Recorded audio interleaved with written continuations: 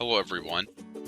In this video we're going to talk about how to figure out whether a problem is a greatest common factor story problem or a least common multiple story problem. This can be a little tricky, so I wanted to go over a few of these with you so you can see the difference between the two.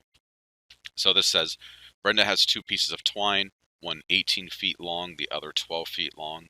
If she wants to cut them up to produce many pieces of twine that are the same length with no twine left over, what is the greatest length in feet that she can make them? So, keyword, greatest that we see here, that's a part of that question. What's the greatest length in feet that she can make them? So because we see the word greatest, that's going to mean it is greatest common factor.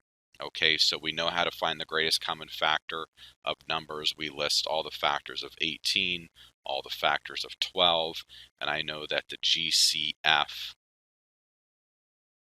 of 18 and 12 is 6. So what I can see here is if she makes pieces of twine same length with no twine left over, what's the greatest length in feet that she can make them? So it would be a total of 6 feet there. Okay, let's take a look at another problem. So it says the yearbook editor wants each page of the activities section of the yearbook to have the same combination of color photos and black and white photos. If there are 16 color photos and 12 black and white photos, all of which the editor wants to use, what is the greatest? So that's the key word there, greatest, because it's the word greatest. I knew it's going to be a GCF problem. Greatest number of activities pages the editor can create.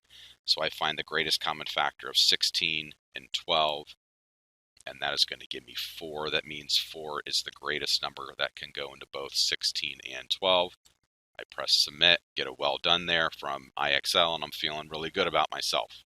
Now let's take a look at a problem like this. It says Melissa's Stationery sells thank you cards in packs of 5 and birthday cards in packs of 10. Surprisingly, the store sold the same number of each type of card this month. What is the minimum number of each card that the store must have sold? So again, not again, but this is a key word, minimum. Okay, so minimum, whenever you see the word minimum, that's going to mean least common multiple. So what I need to do is find the least common multiple of 5 and 10. And if you remember from the video, whenever that less number can go in the greater number, that greater number is the least common multiple. So 10 cards, and I know it's least common multiple because it's minimum. Press submit, get a well done there. Another problem here says last year, Ernest's history and math classes had regular tests. Each history test had 6 questions. Each math test had 2 questions.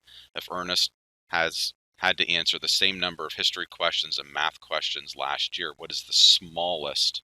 So this is a key word here, smallest.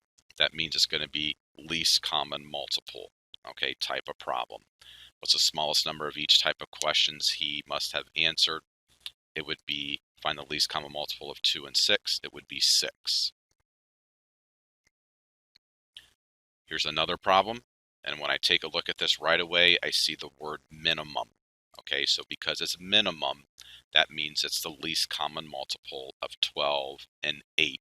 Don't just look at the keyword and then find it. I'm just showing you in this video on how you can figure this out. So least common multiple, because it's the word minimum, that's the key word. You want to look at the keyword when they ask the question. Okay, 12 and 8, least common multiple would be 24 there. Another problem, greatest. Whenever you see the word greatest, that means greatest common factor.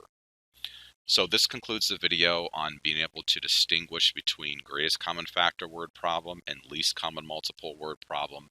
Remember, greatest common factor, you'll see the word greatest or most, those types of keywords, and least common multiple, you're going to see words such as minimum or first, or even looking for things that are occurring on the same day. So if you have any questions about this concept, please come and see me.